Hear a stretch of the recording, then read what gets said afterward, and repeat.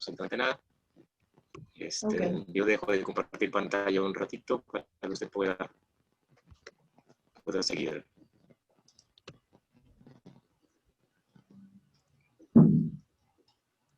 Muy bien, pues antes que nada, muy buenos días a esta segunda jornada de actividades del 16º Foro de Estudios en Lenguas. Bienvenidos todos una vez más. Es un gusto y un placer para nosotros todavía contar con su presencia, como todos los años, y esperamos también a futuro, en los siguientes años, seguir contando con su gusto y con su favor. Vamos a iniciar entonces con esta sala. En este caso vamos a empezar con el tercer taller de este encuentro, y para ello pues contamos con la presencia de la doctora Beatriz Erazo, quien, bueno, dará inicio con esta presentación: Dynamic Collaborative Writing, Making Academic Writing Process Friendly. Y le agradezco, por favor, doctora, que se presente, la universidad donde viene y dé inicio con su taller. Muchísimas gracias. Un aplauso virtual para usted. Muchísimas gracias. Adelante. Le cedo el micrófono. Really, thank you so much, Professor Campos, for this great opportunity. Thank you so much to the University of Quintana Roo for letting me be here. My name is Beatriz Erazo, and I come from the Bolivia, and I had the opportunity to work at San Pablo Bolivian Catholic University here in La Paz, and I teach language there, but also I am a teacher trainer, and at Mayor de San Andres University, I have the chance to train future English teachers, something that I am really, really, really proud of. So thank you all for being here, and I think we should begin with what we are going to be doing today. So we're going to have a small interaction beginning with questions. Then I'm going to explain what are the objectives of this presentation.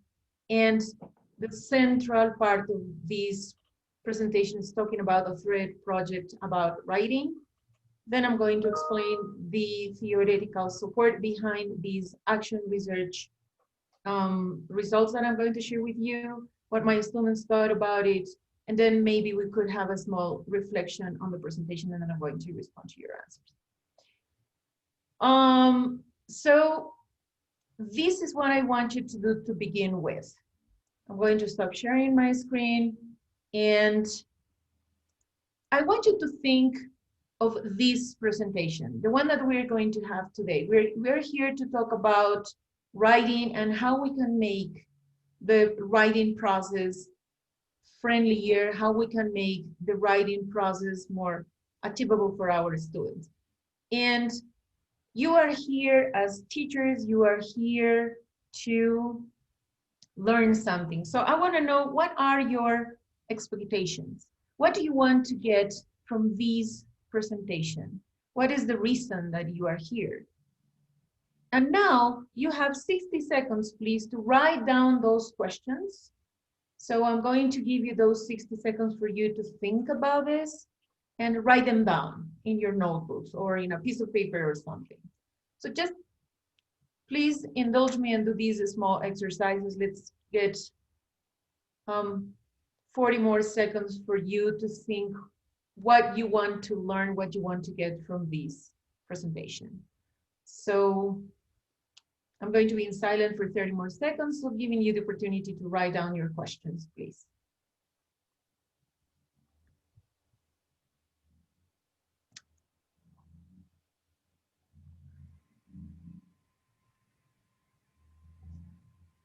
Okay, 10 more seconds.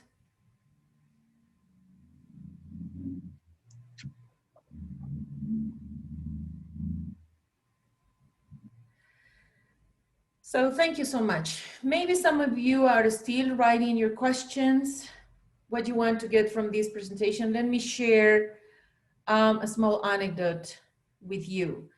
When I moved back to the seat of government of Bolivia, the city of La Paz, I was very proud that I got a job at a binational center.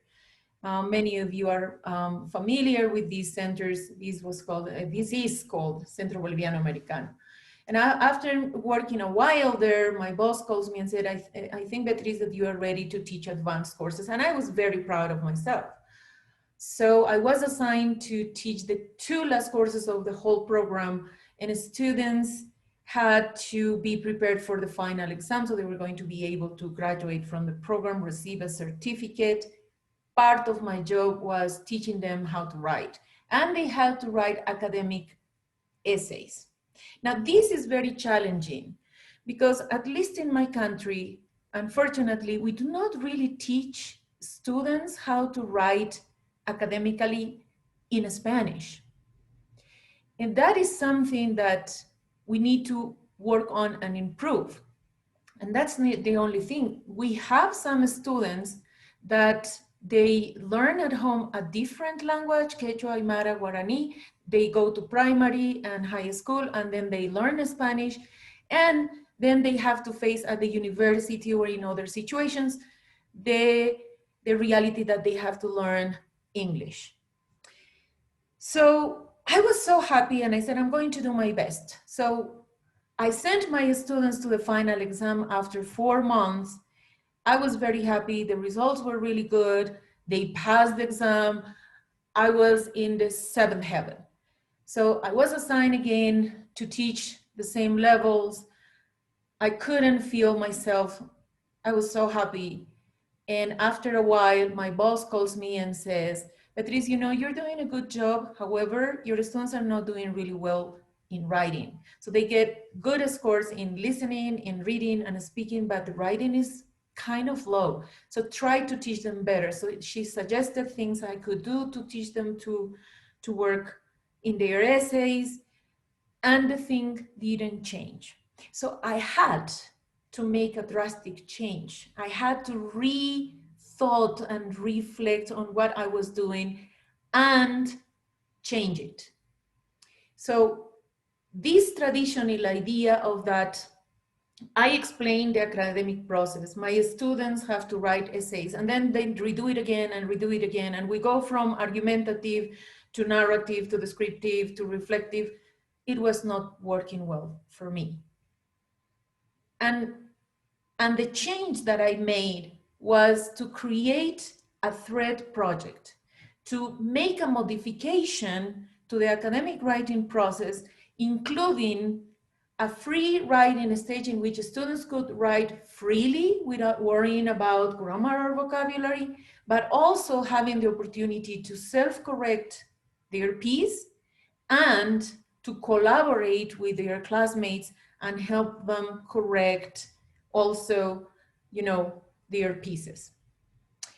And in my head, if they are going to work in teams and they're going to help each other, they are also going to develop the other skills, which are listening, speaking, reading, because they are going to help each other. So this was what I had in my head, and I decided to try it out. And it had to be over a thread project.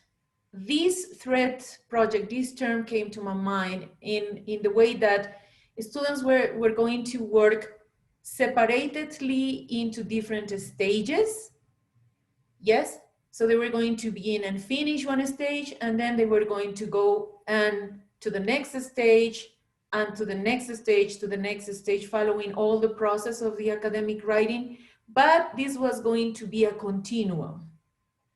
So what I usually do in my classes, I said, okay, we are going to begin a writing project, but instead of working one full class on that, I devote the last 20, 25 minutes to explain each stage. So this thread project is not going to happen in 2 or 3 days, but it's going to take a while. The main objective first is that the students understand the process of academic writing. And once they own the understanding of the academic writing, then they can go and try to own the product, the results of the academic writing process. So the first time that I tried this out, it was with fables. So I'm going to use as an example how to write a narration using fables. It was part of the content of the book that they had to study. In the book, they had to work on narrations. They had reading activities with traditional fables. We did all the activities of the book. They discussed fables. And I added this idea of including modern fables and even fables that were presented in videos. All of these had the main purpose of scaffolding the students for the activity of writing. So they had enough examples and they discussed about these things before they were involved in the writing activity per se. So one of the fables that I chose was the unicorn in the garden. And I'm sure that you know about it. It's a very nice story about a man that says that there is a unicorn in the garden. The wife thinks that he's totally crazy. He calls the police because she wants him to be taken to a psychiatry ward. But in the end, he says, no, there's no unicorns. My wife is crazy. And the wife is taken to the hospital. So it's kind of funny. It's a beautiful piece. If you have not read it, I strongly recommend you read it. It's called The Unicorn in the Garden. But I also chose this nice video. Probably you recognize it. It's a small video from Pixar. It's called For the Birds. You can see here there is this big bird that wants to make friends with the small birds, but they discriminate him because he's big and he's nice and he's fun. At the end of this video, well, the small birds are in a way punished. So this is what I did with my students after working with the material in the book and then having them to read and watch this video to have ideas of other kinds of fables, not only the traditional ones. So I decided to activate their schemata. So I remember that like 40 years ago, I learned fables in my school.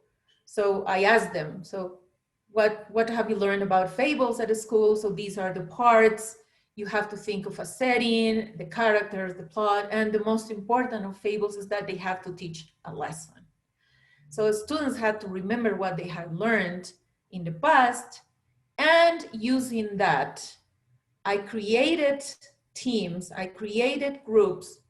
I usually like to work with groups of 4, 3, very, very rare 5. It's a nice number for me.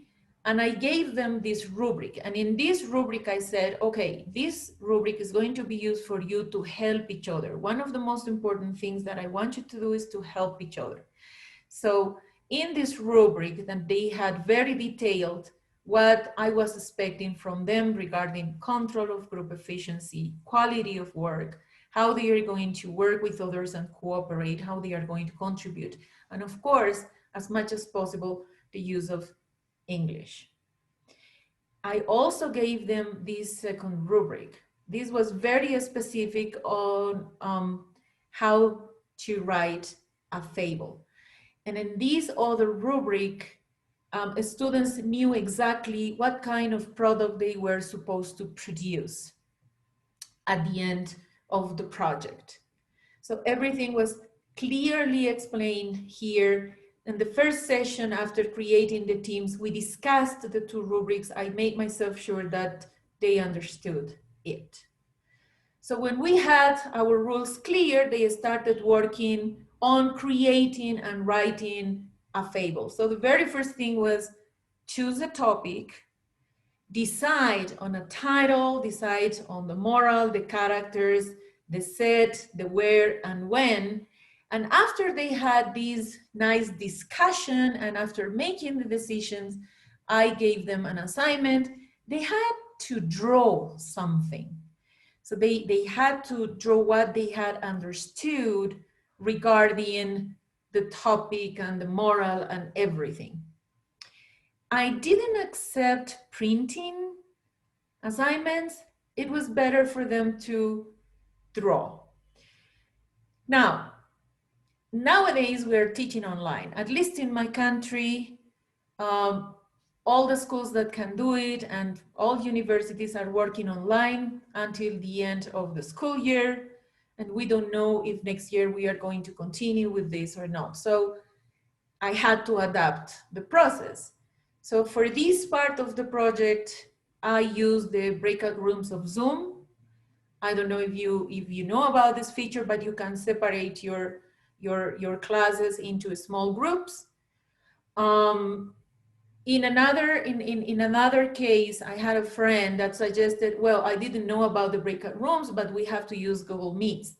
So what she did is she suggested her students to create small meetings in Google Meets, and they shared the links and the students could meet, and she was also invited so she could see. It was a little bit complicated to have like 10 different meetings and attending all of them, but she managed to do it. Another suggestion is that you could use Ring Central and Jamboard. Ring Central is an application in which you have to ask your students to give you their email addresses, and you go to Ring Central and you can create small teams, and students can exchange messages as they do in WhatsApp, for example. Now, what is the advantage of Ring Central? You can use it on your laptop, you can use it in your cell phone, and you are not going to interact with the students directly all the time, but you can see their interactions. So they say, oh, I suggest we do this, or I suggest we do this other. Because sometimes in 20 minutes, they cannot complete their tasks and they would like to have some extra time to talk. In this way also, I can see what they are doing if they are really working on their project, right? So the next day or the next session, students come with their drawings, right? What they have understood about the title and the moral, and they have to tell their classmates, describe their drawings. And based on that refreshing, they have all been reminded on their decisions, then they brainstorm ideas on cards or maybe post-its. And after they have added as many ideas as possible, then they put all the cards or all the post-its together and they organize them in chronological order. So they are going to have the opportunity to create an outline. And they finish the session copying that outline, and then they have to go home, analyze it by themselves, and make changes, make modifications to this process if they want to, right? And I suggested to use Jamboard in this case, because if you see here, they have to brainstorm ideas on pieces of paper. And the idea is that they can move and modify and change and discuss on the order of the ideas, or maybe eliminate ideas or add other ideas. So in the online environment, I used Jamboard, which is one of the apps offered by Google. If you have a Google account, you just can open one of these, and it is like a whiteboard, and each student can create, if you see on the left, they can create these post-its of different colors, and they can add their ideas, they can move the post-its and create the same thing that they would do in the real class, but using Jamboard. It's a very collaborative application. It worked pretty well with me. I would like to share some of the pictures that I took from the very first time I did this project with my students. Here they are discussing their ideas, and this is the next day when they are explaining their drawings. And here it is when they wrote their ideas on small pieces of paper, and then they organized them, creating an outline. So as you can see, it is very active on the part of the students. They are talking, they are negotiating meaning, they are using the language, listening and speaking. It's a very participative activity, and the students get very, very involved in what they do.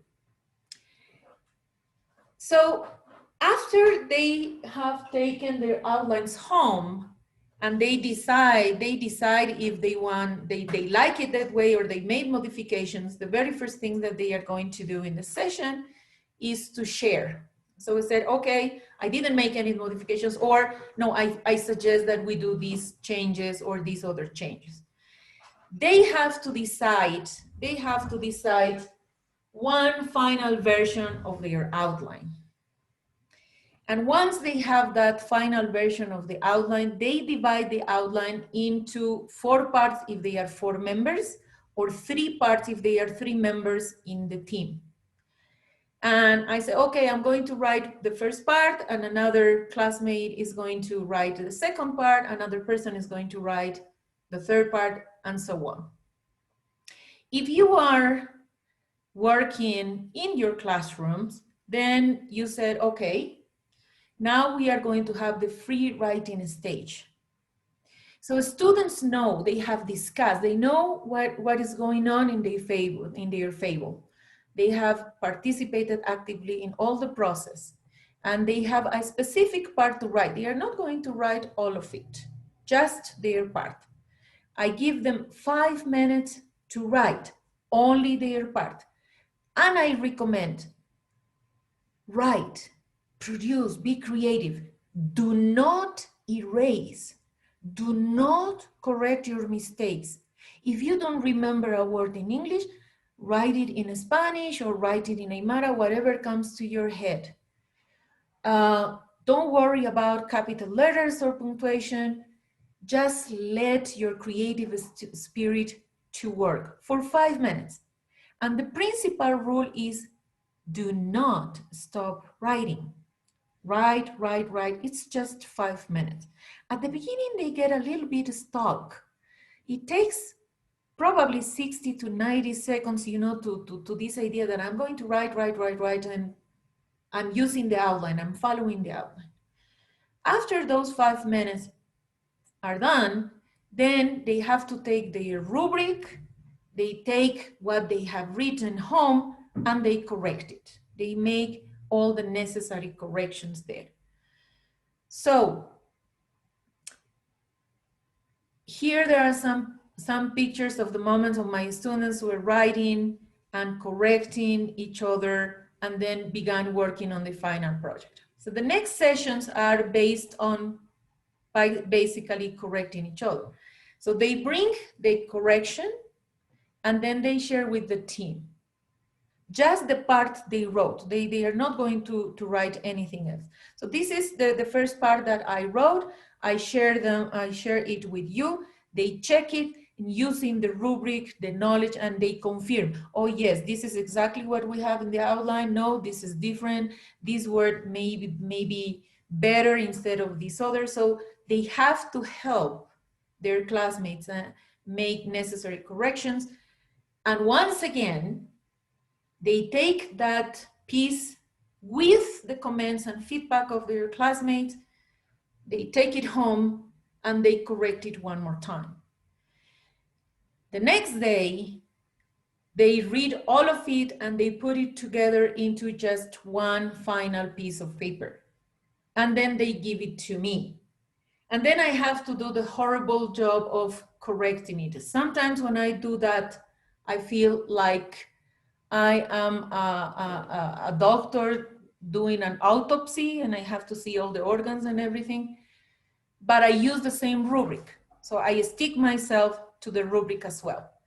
I give it back and students have to correct again their parts. They are not going to correct the whole thing. They know it's just one piece, but they are going to correct their parts. This can happen as many times as you think, as you decide, and you think that it's well done. The next step is publishing. So they have to publish their work so everybody can enjoy it. And we finish making a reflection on the process. What is the advantage here for the students? That what happened to me, like students wrote their first draft, I got it, it was not really nice, then I got my blue marker and I made so many corrections, and sometimes there was more blue marker than any other thing. But here, students are making themselves conscious of what they need to work on and improve. and also with the help of the student, their classmates, they are improving their piece. And you know, when you notice your own mistakes, you learn the double. But when you teach others to improve their own mistakes, you learn the triple. So, and they can ask for your guidance, no? So we think this should be like that, or what do you think, Beatriz? Can we go on? So you are providing your support all over the process. What is the advantage for the teacher?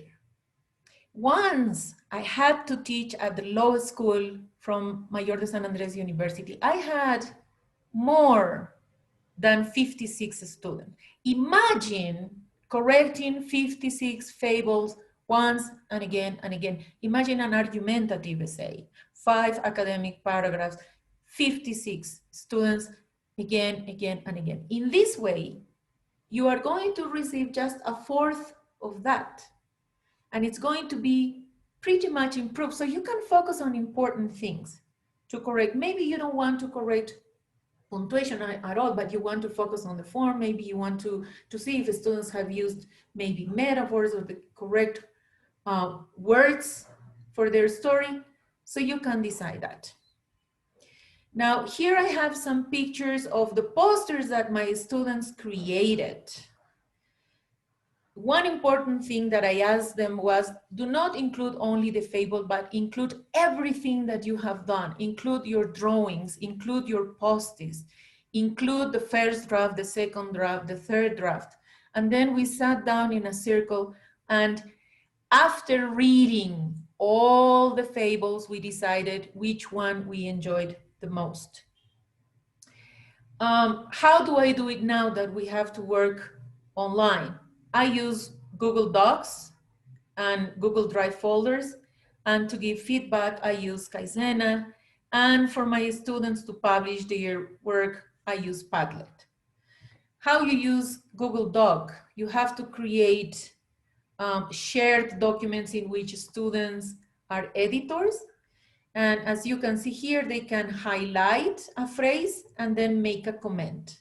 And the other students can respond to these comments. Or you can use an application that is called Kaizena.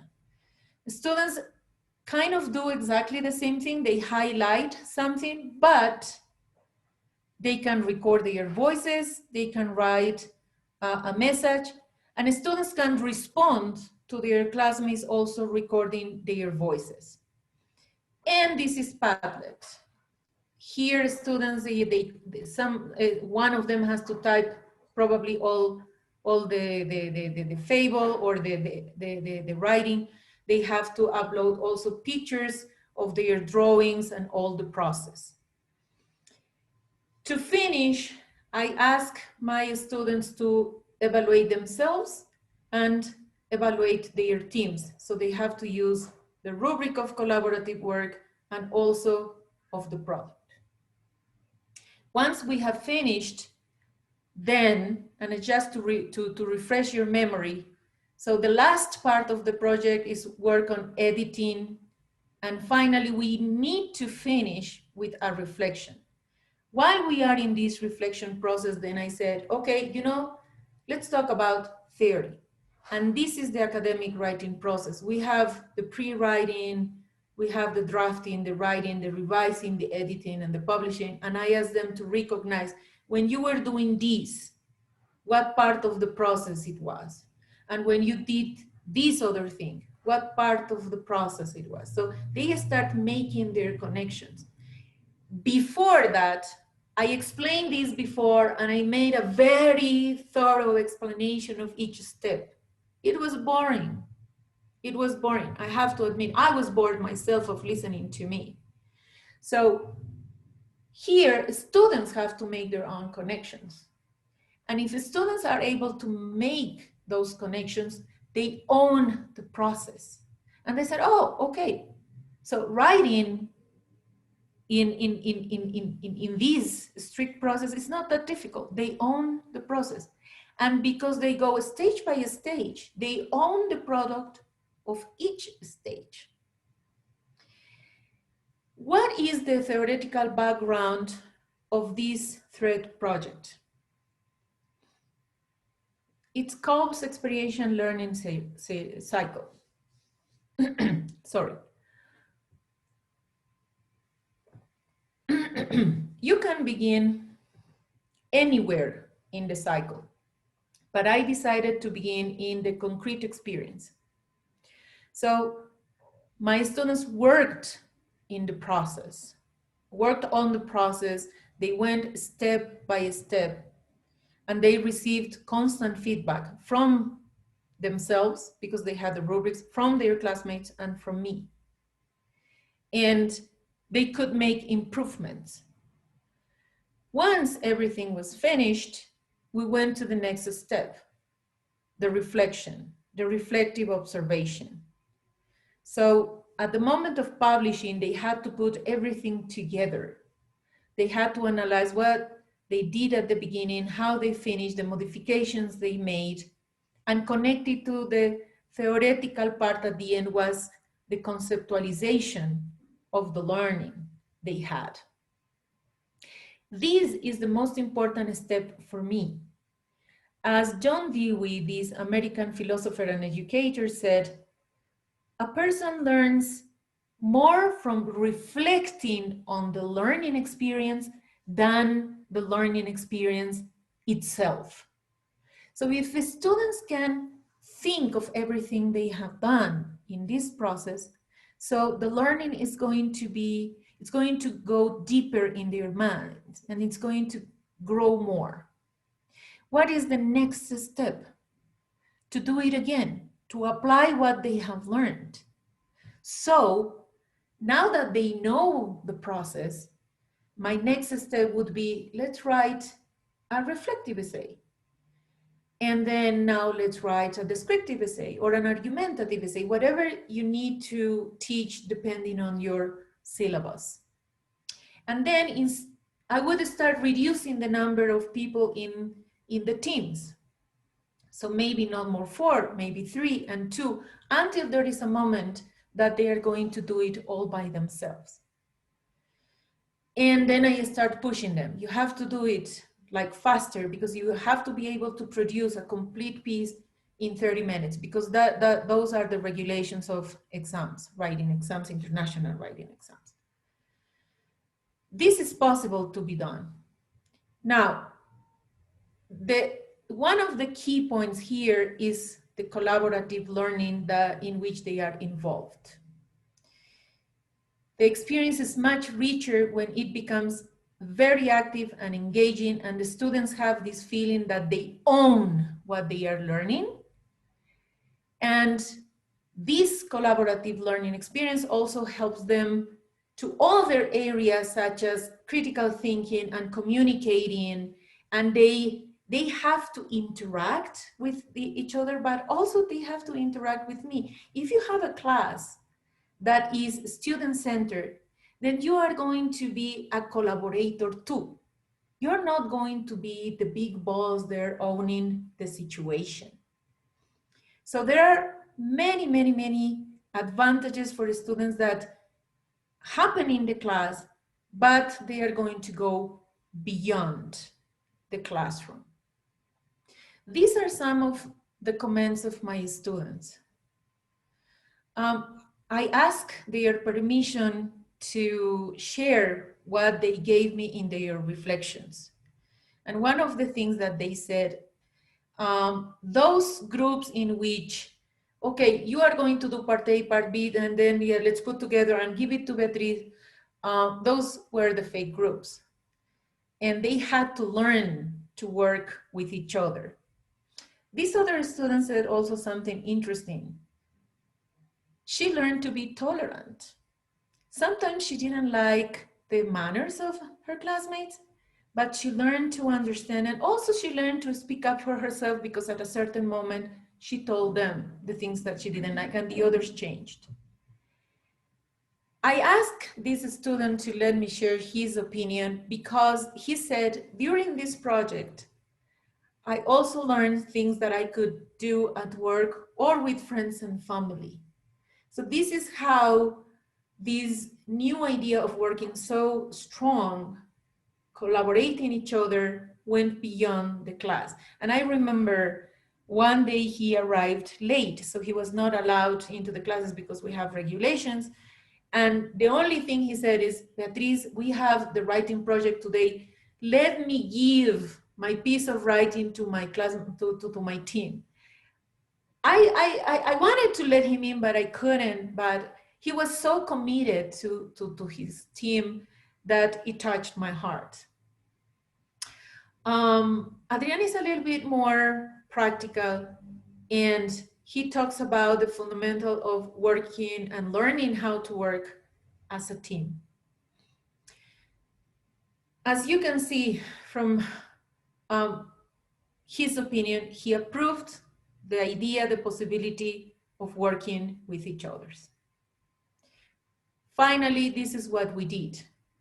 We wrote together, we shared, we helped each other, and we had fun.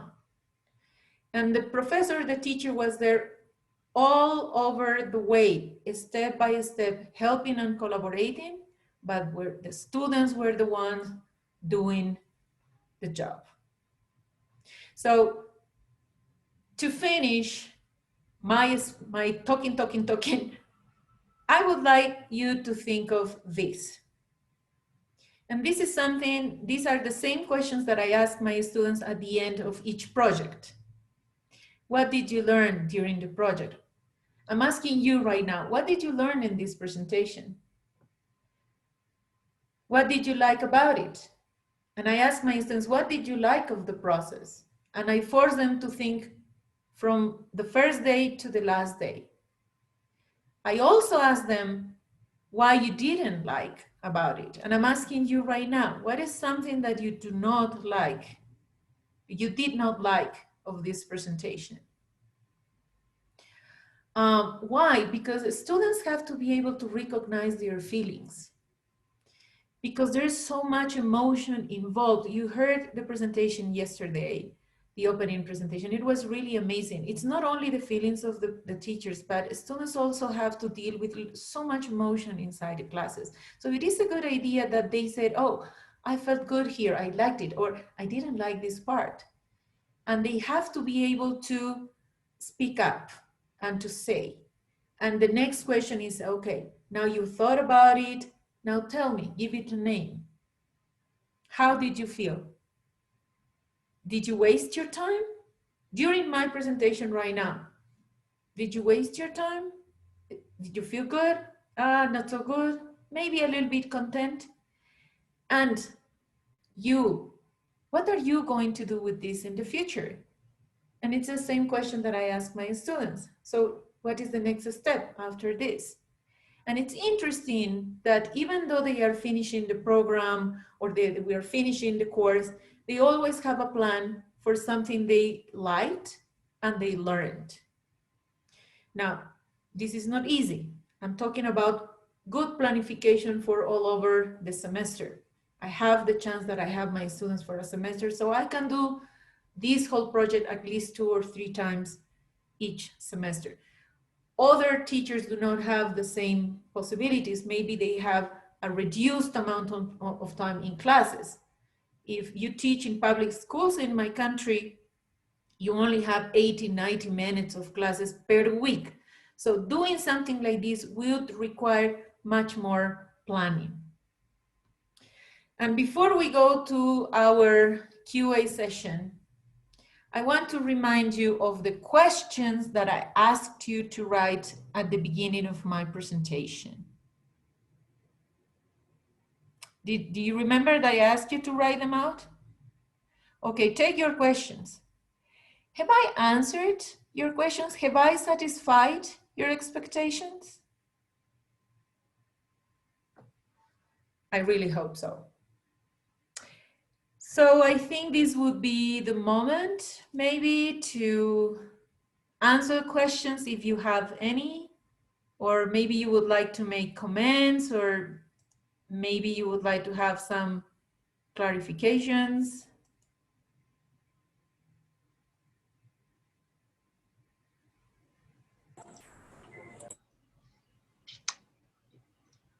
So now I think I can check the chat because I was not able to do that. Yes, yes, you can.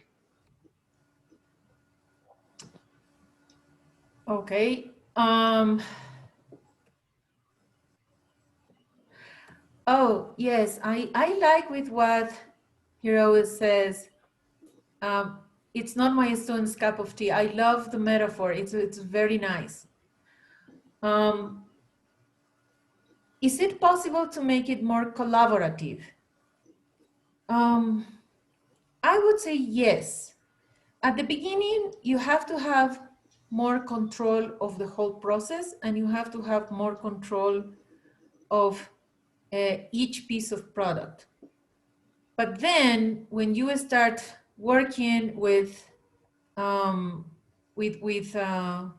the rubric and you train your students to give appropriate feedback, then it becomes more collaborative because they can concentrate on helping the classmate more than the score they would get, or if they would need to get more, if they need to do something else to get a better score. Yes, I'm having problems with my camera. I don't know why it is not working. My apologies.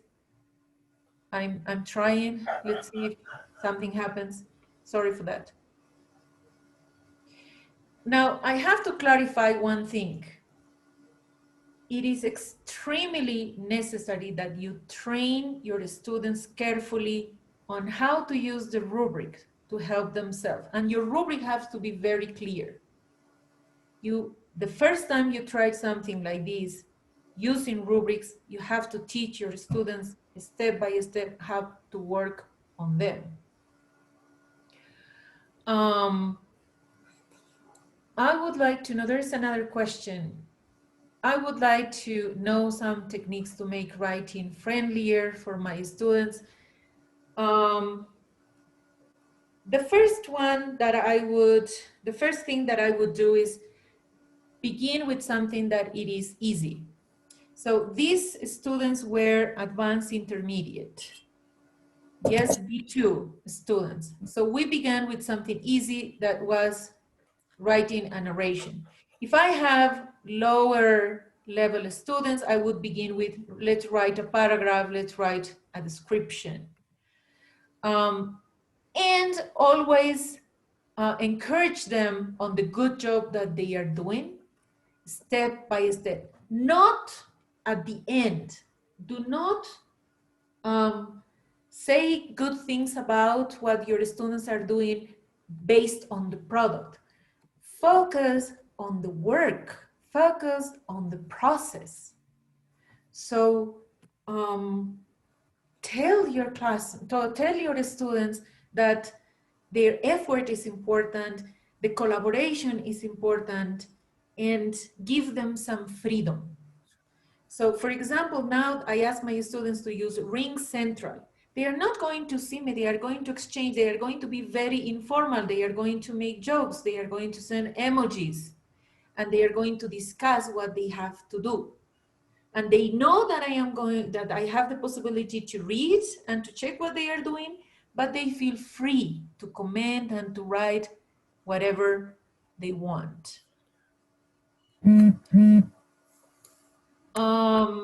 I don't know if there are other questions, maybe, or any other things that. I think you can open your micros if you want to ask any question. Because there are some comments on the chat. Yes, I found another question.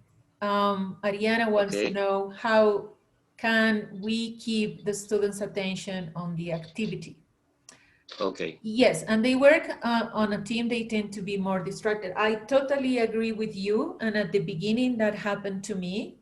And that's why you have to be a little bit strict on the deadlines, and you have to be a little bit strict on the things that they have to do. The first time that you try something like this, it is a learning curve for you and for your students. So you have to be a little bit strict on that. We have 25 minutes and we are not going to finish in 35, 25. And keep reminding them that they have to produce a product at the end of those 20 minutes. And it's easier to keep them focused on an activity when they know that it's going to be short, you know? So like, oh, okay, so we have just to decide on a topic, we have to talk about it, and we have to negotiate, and then we have to write it, and for tomorrow we have a drawing. It's not that difficult. So they imagine that the thing is going to be easier. So the next day they have something very specific, a task that is going to be simple to work, and they are going to finish in those 20 minutes. And you can shorten the time if you want. Remind them that there is a deadline and there is something that they have to produce. Now, I found out also that if a student is given these chunks of activities, this is a small piece that they have to do today, they feel that they have accomplished much more than this whole idea that, oh, I have to work on my brainstorming and I have to do my outline and then I have to write the essay and I have to correct it and I have to give it to her. That's overwhelming.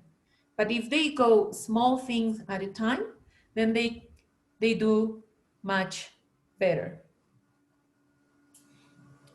Okay, there is one situation with Hasiri that is talking about something during this pandemic. How do you manage with that techniques? Oh, I had to adapt. I had to adapt, and I said I had to find applications and to find ways to make it work. Let me see, I would like to show you. For example, I trained my students, when I started using Zoom, and Zoom has this feature, the breakout rooms. So within your class time in your online session, you can organize the teams, you can discuss the rubrics, discuss the project, and begin working on it. This is an idea of a friend, Professor Angela Romay. She said, okay, it was difficult for me because we didn't know about these breakout rooms of Zoom, and she had to use other tools. So she taught her students to create their own sessions, and then they had to invite her. And she's an amazing teacher, because I cannot imagine myself having 10, 12 different sessions, but she managed. I found this idea also very useful because maybe students cannot do it during your class, but they decide to meet on a Saturday. And if they are trained on how to create their own meetings, so they can continue chatting on their own time. And I also found out Ring Central to be a very helpful application. You can use it in your laptop or in your cell phones. And this works exactly like any messenger application, any like WhatsApp, with the difference that you're not going to use your number, your phone number. I'm not a friend of sharing with my phone number. You are in control as a teacher. You ask your students to give their email addresses to you. You create the account and you are part of it. So students are exchanging their ideas. If you cannot create this breakout room Zoom, then they can use Ring Central and they exchange their ideas. They are using the language and they can exchange pictures and emojis and everything. So it makes the negotiation process also very friendly. And for the brainstorming and outline, Jamboard. It's an app from Google. So if you have a Google account, a Gmail account, you are going to find Jamboard there. And students can write on this whiteboard. They can add pictures, photographs, they can add text, but also they have these post-its of different colors. So they can create this fichita and add their ideas, and they can move them. This is not static. Now I have a picture here, that's why I cannot move it, but students can say, okay, I'm going to add ideas about this, so my ideas are going to be all in yellow, for example. So all the ideas about that, they are going to be in yellow, and they can move them and organize, eliminate, or add other things. So you have to find your way to adapt to this situation. Finally, I think I mentioned that for the writing part, I use Google Docs to help students comment on their work, or I recently, this year, I started working with Kaizena. It's an excellent tool for feedback, and I use Padlet for my students to publish their fables and or the argumentative essays or whatever they had produced. Okay, thank you. Hiro is wondering if the same collaborative writing would work when it comes to writing an argumentative essay. Oh yeah. Oh yeah, yes. It works very well. I'm going to show you this specific one that I have. Oh, sorry, I don't know where it is, but yes, I did it with my students. If you can read here, it says argumentative essay team 5. So in this case, my students this was the very first time that they were going to write an argumentative essay. So here where they were discussing the topics. At the time, we were supposed to have elections in Bolivia. This was April of the last semester. And well, because of the pandemic, then the elections were called off, postponed for this October. So they were discussing certain things about the potential candidates. So I used it with them, with an argumentative essay. And I used the Jamboard here, specifically this one, so to organize and said, okay, so this is your principal idea for this paragraph, and this is going to be the principal idea for this other paragraph. So put it first. This is going to be your first idea. Now put us an idea that is going to support this other. So we organized each paragraph here in the outline. And the very first time they wrote this paragraph, this essay, so one student had to write the introduction, another student had to write a conclusion, and the other two students had to write one supportive paragraph each time. So at the end of the course, they had a clear idea of what it was. And then I was a mean professor, a horrible one, and I said, okay, write your argumentative essay as part of your final exam. And they did it pretty well. I have to admit, I'm proud of myself and of my students. Okay, very good. There is some time for some comments as well. Heather says that she liked how this exercise was developed over several classes rather than just a few lessons, and how it focused on reflecting on the writing process. Ariana said that she liked this presentation. She had learned many things about, new things about the writing process for her students. The last one is a great presentation. Congratulations, Beatriz. I've got one more question for myself, because I'm teaching literature and I also teach English classes. Mm-hmm. So how would you match, or how would you differentiate this kind of techniques when teaching an English class and when teaching a literary class, because they have different purposes? How would you use these different techniques? The very first thing that you have to consider are what your learning objectives. So at the end of the lesson, at the end of the month, at the end of the semester, what do you want your students to be able to do? Those are our learning objectives. So since this is content, basically in literature, you have to learn content more than the process per se. I would organize a lesson using the same thread project. Yes, so I want my students learn this, and to make a critical analysis on this piece of writing. So what is the process of doing a critical analysis of a modern narration in English? So we have to do this, a small task first. And then now they know that, let's go to this task. And they know to master the first one, to do the second one. And I would go like that, like growing on the activity. This is a little bit constructivist. I'm sure you are thinking about Vygotsky and all that, because that's what he said. So put the brick, and on that brick, put another brick and another brick, something like that. This is more or less the idea.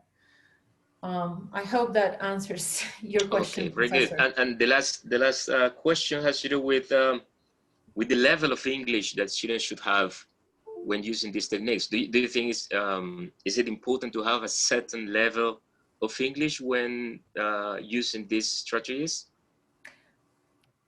I began with students that had a high intermediate, lower advanced students at the beginning. But now I've been trying to do it with my basic students. I am teaching right now an A2 level according to the CEFR. And of course the projects are smaller. So probably I give them a picture and they have to make a description of the picture and they work on it collaboratively. And in this case, the time, the length of the project is not that long. Maybe I finish in just 3 days or 3 sessions, but still it is a thread project. So what you have to do is to adapt it to what your students are doing. I tried this last semester with my level 1, real beginners.